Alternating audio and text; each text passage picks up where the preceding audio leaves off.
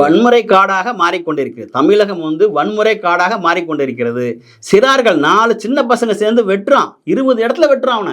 வெட்டி என்ன செய்றான், அவன கொன்றானா இல்ல செத்துட்டான்றாங்க. இல்ல அவன காப்பாத்திட்டோங்கிறாங்க.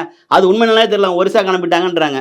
இப்போ அவருடைய சொல்றாரு, இவங்க முறைச்சு பார்த்ததுனால தான் அவன் வெட்டியிருக்கான்றாங்க. இதுக்கு முறைச்சு பார்த்ததுக்கான 20 வெட்டு வெட்டுவானா? அப்படின்னா என்னன்னா, இந்த நாட்டுல தமிழ்நாட்டுல வன்முறை செய்தால் எங்களுக்கு எந்த பாதிப்பும் இல்லைன்னு அவங்க அந்த அந்த சிறார்கள் நினைக்கிறாங்க. நமக்கு சரியான முறையில் இந்த அரசாங்கம் தண்டனை கொடுக்காது, நம்மளை கொஞ்ச நாளைக்கு விசாரிச்சுட்டு விட்டுருவாங்க, அப்போ நம்ம இது தைரியமாக செய்யலாம். ஒருவன் செய்வதே மற்றவன் செய்கிறான்ல பார்த்து.